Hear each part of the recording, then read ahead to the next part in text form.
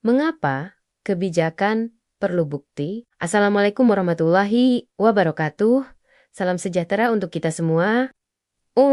Swastiastu Namo Buddhaya.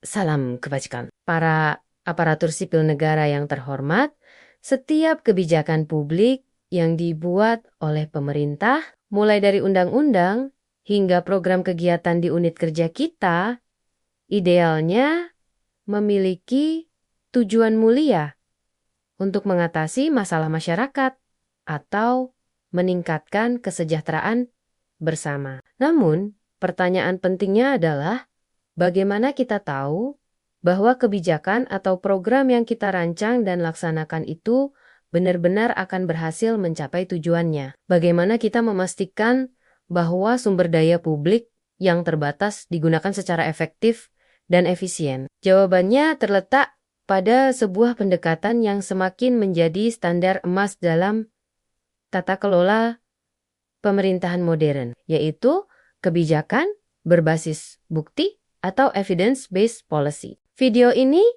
akan mengupas secara lebih detail dan rinci mengapa mendasarkan keputusan kebijakan pada data, fakta, dan hasil riset yang valid itu sangatlah penting. Apa sebenarnya yang dimaksud dengan kebijakan berbasis bukti? Ini bukan sekadar melampirkan beberapa data statistik dalam sebuah laporan. EBP adalah sebuah pendekatan sistematis dalam seluruh siklus kebijakan.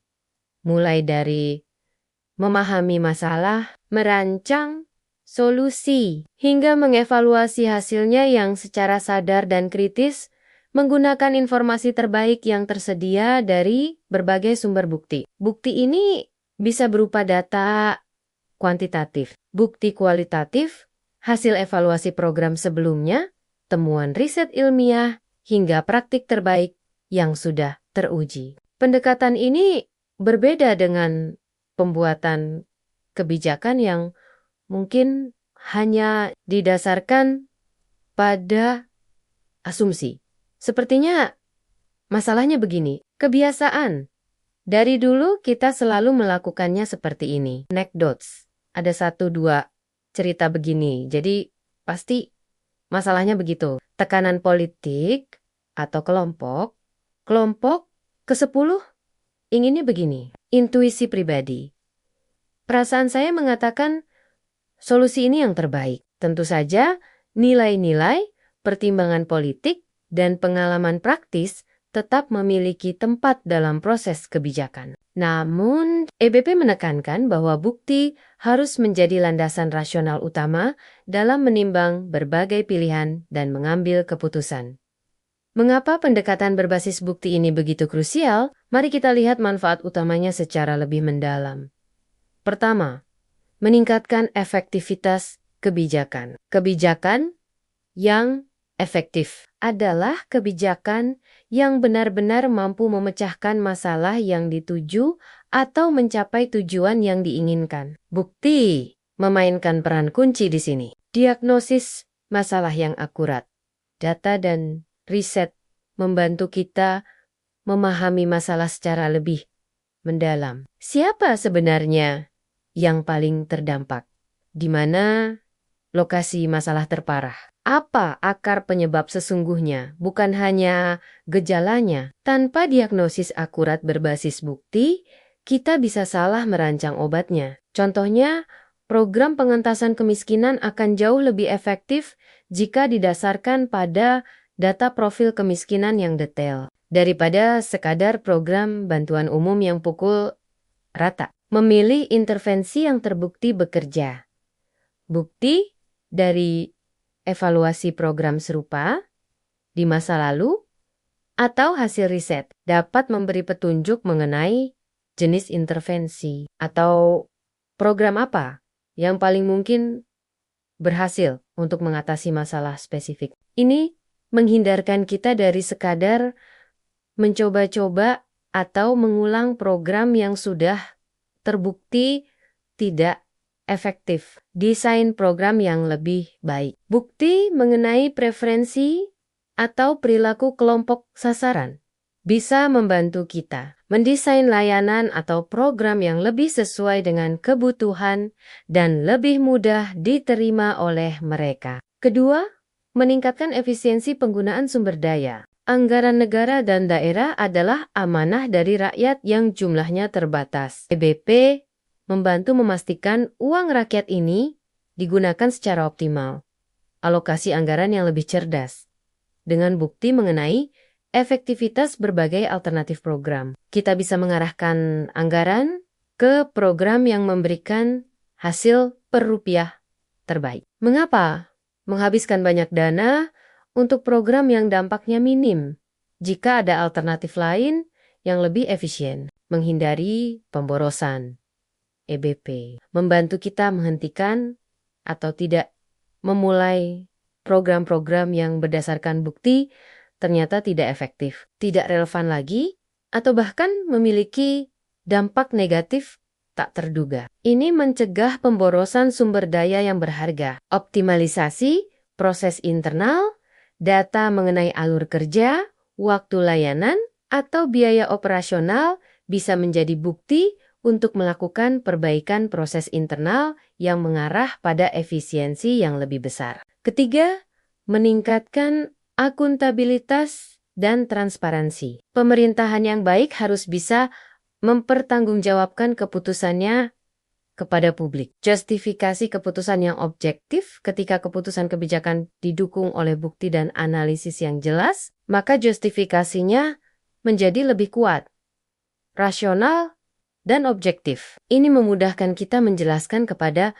publik, DPR atau DPRD, atau lembaga pemeriksa mengapa suatu pilihan diambil, mengurangi ruang subjektivitas dan kepentingan, penggunaan bukti sebagai dasar utama, meminimalkan risiko keputusan yang bias karena preferensi pribadi, tekanan politik, atau kepentingan kelompok tertentu yang tidak sejalan dengan kepentingan publik, proses yang lebih terbuka, proses pengumpulan, analisis, dan penggunaan bukti dalam kebijakan idealnya dilakukan secara transparan, sehingga publik bisa ikut mengawasi dan memahami dasar pengambilan keputusan. Keempat, mendorong pembelajaran dan perbaikan berkelanjutan. EBP bukanlah proses sekali, jadi melainkan siklus pembelajaran. Evaluasi berbasis bukti, melakukan evaluasi yang mengukur dampak nyata dari kebijakan atau program yang sudah berjalan. Bukan hanya outputnya, akan memberikan pembelajaran yang sangat berharga. Adaptasi dan inovasi. Temuan dari evaluasi berbasis bukti menjadi dasar yang kuat untuk melakukan adaptasi, perbaikan, bahkan inovasi pada kebijakan atau program yang ada agar menjadi lebih baik di masa depan. Ini menciptakan siklus continuous improvement. Mungkin Anda berpikir, ini kan tugasnya para analis kebijakan atau perencana di level atas. Tidak sepenuhnya benar. Semua ASN, sesuai perannya, dapat berkontribusi pada terwujudnya kebijakan berbasis bukti. Pastikan data yang Anda kelola akurat. Jika tugas Anda melibatkan input data, verifikasi data, atau pembuatan laporan data rutin, lakukanlah dengan cermat dan akurat. Data berkualitas dari level pelaksana adalah fondasi utama bagi analisis di level atas. Gunakan data dalam pekerjaan harian. Saat membuat laporan sederhana, presentasi internal, atau bahkan dalam diskusi tim, biasakan untuk merujuk pada data atau fakta pendukung. Jika ada, berikan masukan berdasarkan fakta. Jika Anda diminta masukan oleh atasan mengenai kondisi lapangan, sampaikan berdasarkan observasi, objektif, dan fakta yang Anda temui, bukan sekadar perasaan atau katanya. Kembangkan sikap kritis yang sehat. Biasakan bertanya, apa dasar datanya? Atau apakah sudah ada kajiannya saat mendengar suatu klaim atau usulan kebijakan? Kesimpulannya, Kebijakan berbasis bukti adalah sebuah pendekatan fundamental untuk memastikan tindakan pemerintah lebih efektif, efisien dalam menggunakan uang rakyat, akuntabel, transparan, dan terus belajar untuk menjadi lebih baik. Ini bukan hanya tren, tetapi sebuah keharusan dalam tata kelola pemerintahan modern. Mari kita semua, sesuai peran dan kapasitas masing-masing, berkomitmen untuk mencari, menilai kualitas, dan menggunakan bukti terbaik dalam setiap langkah pekerjaan kita demi pelayanan publik yang unggul. Terima kasih atas perhatian Anda. Wassalamualaikum warahmatullahi wabarakatuh.